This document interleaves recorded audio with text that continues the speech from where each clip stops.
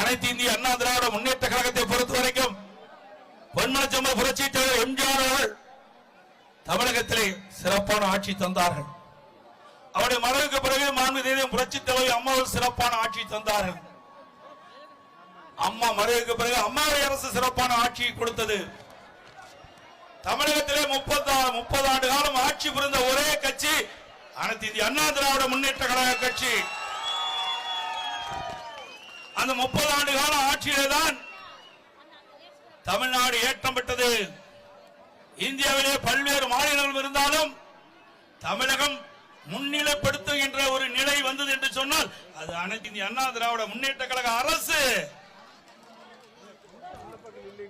அண்ணா திமுக ஆட்சியில்தான் நிறைய திட்டங்களை நாங்கள் நிறைவேற்றி தந்திருக்கின்றோம்.